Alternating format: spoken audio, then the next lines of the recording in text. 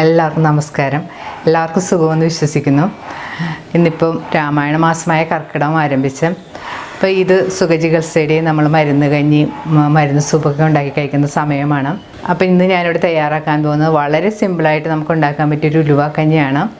നമുക്ക് വീട്ടിൽ തന്നെയുള്ള ഇൻഗ്രീഡിയൻസ് കൊണ്ട് വളരെ പെട്ടെന്ന് ചെയ്തെടുക്കാൻ പറ്റുന്നതാണ്. നിങ്ങളത് ട്രൈ ചെയ്ത് നോക്കുക. ഞാൻ ഇതിനു മുമ്പ് ഒരു മരുന്ന് കഞ്ഞിയുടെയും ഒരു പത്തിലത്തോരൻ്റെയൊക്കെ വീഡിയോ ഇട്ടിട്ടുണ്ട്. കാണാത്തവർ അത് കണ്ട് നോക്കണം. അതിൻ്റെ ലിങ്ക് ഞാൻ ഡിസ്ക്രിപ്ഷൻ ബോക്സിൽ കൊടുക്കുന്നതാണ്. അപ്പോൾ എൻ്റെ ചാനൽ ആദ്യമായി കാണുന്നവർ സബ്സ്ക്രൈബ് ചെയ്യാനും അതിനടുത്ത് കാണുന്ന ബെല്ലൈക്കൻ ക്ലിക്ക് ചെയ്യാനും മറക്കരുത്. അപ്പോൾ നമുക്ക് ഉലുവക്കഞ്ഞി ഉണ്ടാക്കാൻ തുടങ്ങാം.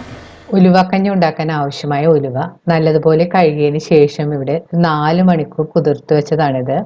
ഇപ്പോൾ രാവിലെയൊക്കെ കഞ്ഞി ഉണ്ടാക്കാനാണെങ്കിൽ നമ്മൾ രാത്രി കുതിർത്ത് വെച്ചിട്ട് രാവിലെ ഉണ്ടാക്കിയാലും മതി. അപ്പോൾ പെട്ടെന്ന് വെന്ത് കിട്ടുകയും ചെയ്യും. ഉലുവ നല്ല സോഫ്റ്റ് ആയിട്ടും കിട്ടും. ഇപ്പോൾ ഉലുവ നമുക്കിങ്ങനെ കയ്യിലെടുത്ത് നോക്കുമ്പോൾ തന്നെ അറിയാം നല്ല സോഫ്റ്റ് ആയിട്ട് വന്നിട്ടുണ്ട്. ഇനി നമുക്ക് വേണ്ടത് അരിയാണ്. അരി നിങ്ങൾക്ക് ഇഷ്ടമുള്ള ഏത് അരി വേണമെങ്കിലും എടുക്കാം. ഞാനിവിടെ മട്ട റൈസാണ് എടുത്തിരിക്കുന്നത്. അതും കഴുകിയതിന് ശേഷം ഒരു മണിക്കൂർ കുതിർത്ത് വെച്ചതാണിത്. നമുക്കിതൊന്ന് വേവിച്ചെടുക്കണം. നിങ്ങൾക്ക് വേണമെങ്കിൽ ബിരിയാണി റൈസോ അല്ലെങ്കിൽ പച്ചരിയൊക്കെ വെച്ചിട്ടും ഈ കഞ്ഞി ഉണ്ടാക്കി എടുക്കാം. പക്ഷെ മട്ട റൈസ് വെച്ചുണ്ടാകുമ്പോഴത്തേക്കും കഞ്ഞി നല്ല ടേസ്റ്റാണ്. കഴുകി വെച്ചിരിക്കുന്ന അരി നമുക്ക് വെള്ളമെല്ലാം കളഞ്ഞതിന് ശേഷം ഒരു പ്രഷർ കുക്കറിലേക്ക് ഇട്ട് കൊടുക്കാം. ഇതിലേക്ക് ഇനി നമുക്ക് കുതിർത്ത് വെച്ചിരിക്കുന്ന ഉലുവയും കൂടി ഇട്ട് കൊടുക്കാം. ഇനി ഇതിലേക്ക് പാകത്തിനുള്ള വെള്ളവും കൂടി ഒഴിച്ചു കൊടുക്കണം. വെള്ളം ഒഴിക്കുമ്പോഴത്തേക്ക് ഇത്തിരി കൂടുതൽ വെള്ളം ഒഴിക്കണം. 1 കപ്പ് അരിക്ക് ഒരു 4 തുടങ്ങി 5 കപ്പ് വരെ വെള്ളം നമുക്ക് ഒഴിച്ചു കൊടുക്കാം. ഇനി പ്രഷർ കുക്കർ സ്റ്റൗവിൽ വെച്ചതിന് ശേഷം ഇത് നമുക്കൊന്ന് വേവിച്ചെടുക്കണം. പ്രഷർ കുക്കർ സ്റ്റൗവിൽ വെച്ചതിന് ശേഷം നിങ്ങൾ ഉപയോഗിക്കുന്ന അരിയുടെ വേവിന്റെ പാകം അനുസരിച്ച് വേവിച്ചെടുക്കണം. ഇപ്പം ഞാൻ ഉപയോഗിക്കുന്ന അരി കുറച്ച് വേവുള്ളത് ആയത് കാരണം ഞാനൊരു 5-6 വിസിൽ വരുന്നവരെ വേവിച്ചെടുക്കും. ഇപ്പോൾ നിങ്ങൾ പച്ചരിയാണ് ഉപയോഗിക്കുന്നതെങ്കിൽ ഒരു 2-3 വിസിൽ വരുമ്പോഴത്തേക്ക് നന്നായിട്ട് വെന്ത് കിട്ടും.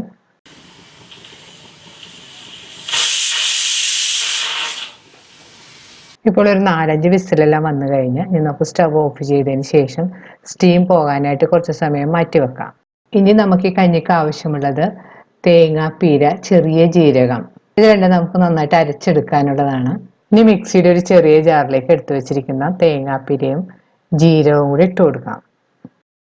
ഇതിലേക്ക് കുറച്ച് വെള്ളവും കൂടി ചേർത്തതിന് ശേഷം നന്നായിട്ട് അരച്ചെടുക്കണം. ഇപ്പോൾ തേങ്ങ കാണുന്ന പോലെ നന്നായിട്ട് അരച്ചെടുത്തിട്ടുണ്ട്.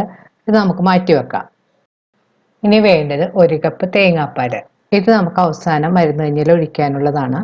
ഇപ്പോൾ കുക്കറിന്റെ സ്റ്റീം എല്ലാം പോയിട്ടുണ്ട്. നമുക്ക് തുറന്ന് നോക്കാം. അരി കാണുന്ന പോലെ നന്നായിട്ട് വെന്ത് വന്നിട്ടുണ്ട്. അപ്പോൾ നിങ്ങൾ കുക്ക് ചെയ്യുന്ന സമയത്ത് വെന്തിട്ടില്ലെങ്കിൽ ഒന്നും കൂടി വേവിച്ചെടുക്കാൻ ശ്രദ്ധിക്കണം. അരി നന്നായിട്ട് വെന്താൽ മാത്രമേ കഞ്ഞി ടേസ്റ്റ് ഉണ്ടാവുള്ളൂ. ഇനി വെന്ത അരി നമുക്കൊന്ന് നന്നായിട്ട് സ്പൂൺ കൊണ്ടൊന്ന് ഉടച്ചു കൊടുക്കാം. ഇനി ഇതിലേക്ക് നമുക്ക് അരച്ചു വെച്ചിരിക്കുന്ന അരപ്പും കൂടി ചേർത്ത് കൊടുക്കാം. അരപ്പ് ചേർത്തതിന് ശേഷം പാകത്തിനുള്ള വെള്ളവും കൂടി ചേർത്ത് കൊടുക്കണം.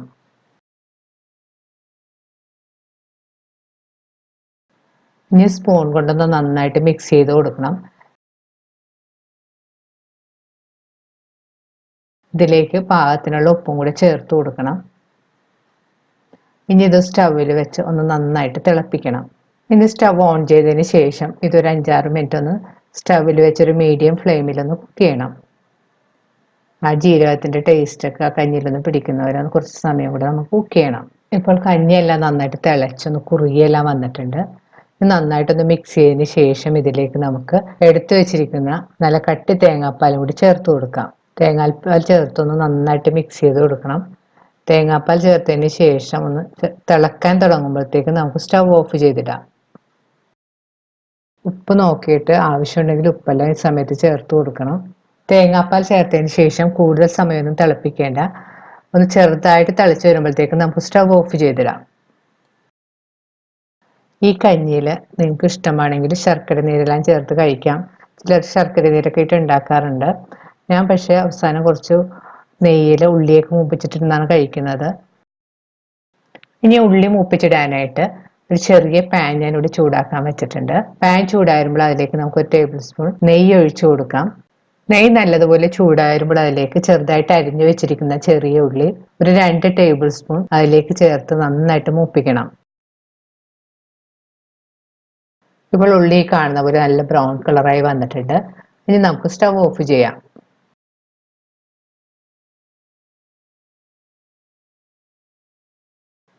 ഇനി മൂപ്പിച്ച് വെച്ചിരിക്കുന്ന ഉള്ളി നമുക്ക് ഈ കഞ്ഞിയുടെ മുകളിലേക്ക് ഒഴിച്ചു കൊടുക്കാം. നല്ല കൊതിയൂർന്ന മണം വരുന്നുണ്ട്. നല്ല നെയ്യുടെയും ആ ഉള്ളിയുടെയും തേങ്ങാപ്പാലിൻ്റെ ഒക്കെ നല്ലൊരു മണമാണ് വരുന്നത്. വളരെ ടേസ്റ്റിയാണ് ഈ കഞ്ഞി, വളരെ ഹെൽത്തിയുമാണ്.